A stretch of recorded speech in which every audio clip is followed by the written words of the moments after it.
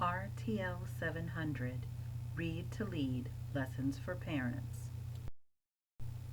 The single most important activity in building the knowledge required for eventual success in reading is reading aloud to children, from the U.S. Department of Education Commission on Reading. In this session, we will introduce you to the course and the module. Finally, you'll learn how to overcome challenges in the section, What to Do If, and complete some follow-up activities. Introduction to RTL 700. In this section, we'll discuss the course objectives, the importance of reading aloud, and the course modules. The goal of this course is for you to learn what a read aloud is, why reading aloud is important, ways to help your child with reading, reading skills your child should be learning, how to use what you learn to improve your child's reading, and how to support your child's successes in reading. What is a read aloud? A read aloud is when a parent or teacher reads out loud with a child or children. While any reading is beneficial, the best read alouds are interactive, using books that are on the children's level and empowering them to improve their reading comprehension by engagement and interaction. During the process of a read aloud, the child may read to the parent or children may read to one another. What is the importance of reading aloud to your children? Well, your child is learning to read from birth to 3rd grade, but from 4th grade on, your child is reading to learn, meaning everything they'll do from that point forward requires significant reading skills. However, only 50% of parents read to their children every day, and more than 40% of 4th graders read below their level. 90% of 5th graders spend most of their free time watching television. This course consists of 4 self-paced modules, an introduction to the program, and then modules for children at different ages and stages of development. Each will take about 30 minutes to complete and contains the following parts: a video, a quick check, demonstrations, activities, and then an opportunity for you to reflect in the What I Learned section. More information is at the end of this module. Left in this session, we'll discuss the module Read Aloud to 8 to 10-year-olds, who, why, when, what, and how, what to do if, to help you overcome challenges, and discuss the follow-up activities for this module. Read aloud with children ages 5 to 7. There are many great reasons to read aloud to young children, even for short periods of time. This session will discuss the developmental benefits of read alouds, developmentally appropriate ways to read aloud, and ways to get reluctant children engaged. In fact, we'll answer the questions who, why, when, what, and how.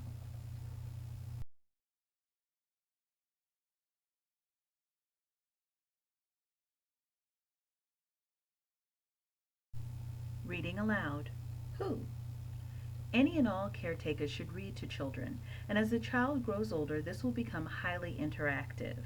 The people who should join in include grandparents, parents, aunts, uncles, siblings, and guardians. This session discusses reading aloud to children ages 5 through 7, or approximate grade equivalencies of kindergarten through 1st grades. Reading aloud supports your child's intellectual development because they learn so many new things from books, including vocabulary, art, and great literature. It also introduces your children to new experiences and information, stimulating their imagination, even taking them on a trip around the world. Not only that, but your child also gains skills necessary for future learning, such as listening, observation skills, problem solving, and even learning how to ask good questions and find their answers in good books. Reading aloud with your child also supports their emotional development. Sharing books builds bonds between you and your child, while helping you build skills that will help them to relate to and empathize with others, such as seeing 2 sides of a story and learning to recognize good from bad and right from wrong. Reading aloud also supports the physical development of children. As they select and hold the book, turn pages, or complete book-based activities, they can develop their fine motor skills, which is especially important for kinesthetic learners who learn by doing.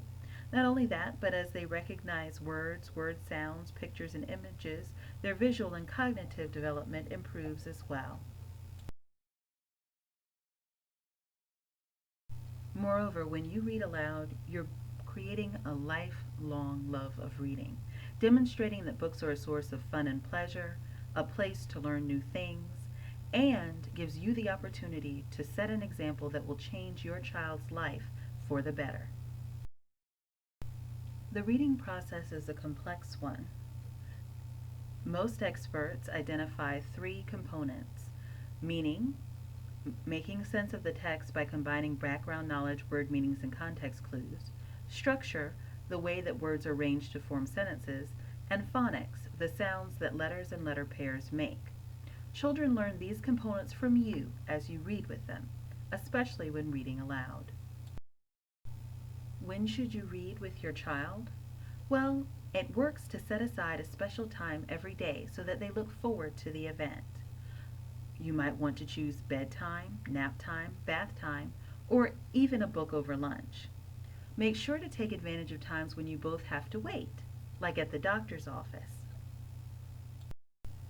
As children become more advanced, they'll show reading behaviors that they've learned from you as you read aloud to them. They'll begin reading, writing, and telling stories that have complex parts and vocabulary. They'll select books for supported or even independent reading, and take an interest in reading aloud to others, reading for their own personal benefit, knowledge, and interest. Well, what are you going to read? It's time to choose a book. So choose a book with your child. Select something that both of you will enjoy. Try topics that are fun, like animals, trucks, or even making friends. Make sure that the length of the book or the length of your read aloud matches the child's attention span. So either a short book or read a chapter, which might be approximately 1 minute per year of the child's age. Additionally, you want to read books repetitiously. You may read the same book more than once, or choose books with rhyming patterns for those who are still developing their reading skills.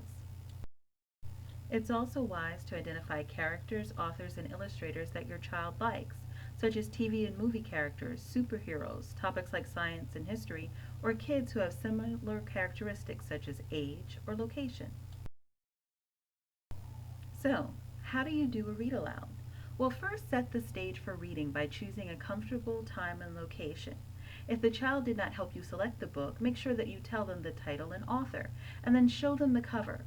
Maybe ask them what they think the book is about. Then ask them if the title or cover makes them think of any questions that the book might be able to answer as you read it. While reading, engage your children by encouraging them to ask questions and asking them questions about the text. You might start talking about pictures in the book or simple facts, but move into more depth as you discuss the characters in the book or the plot. Ask them what they think will happen next, or what a character might do in a different situation.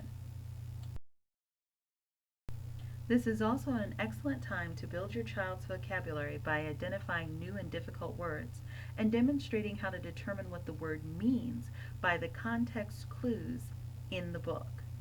You might also talk about decisions that the characters make and discuss the difference between real and realistic behaviors or outrageous actions that serve to move the plot forward and make the book more fun to read. When you are finished reading, discuss the book with your child. Talk about what happened at the beginning, the middle, and the end. Talk about similar experiences that your child has had, things that happened in the book that they're familiar with.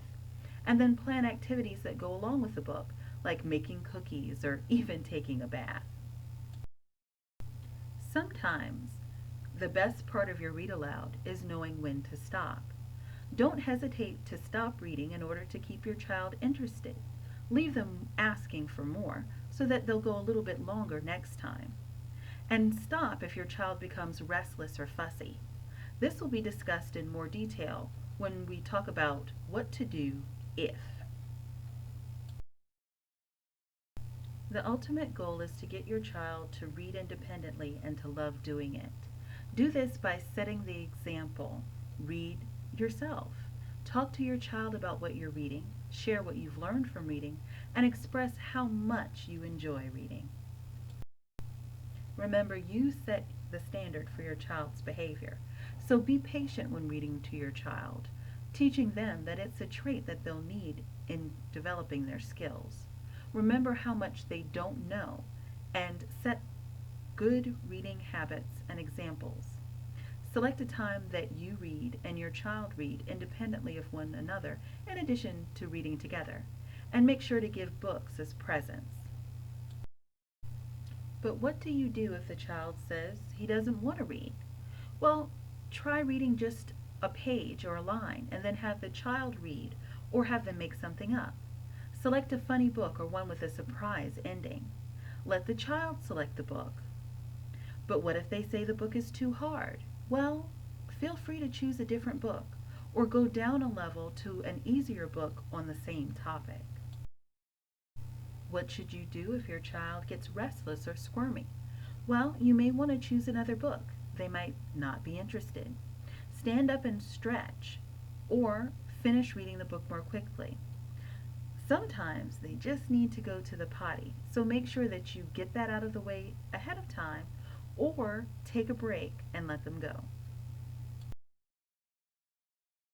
Remember, 50 years from now, it will not matter what kind of car you drove, what kind of house you lived in, how much you had in your bank account, nor what your clothes look like. But the world may be a little better because you were important in the life of a child.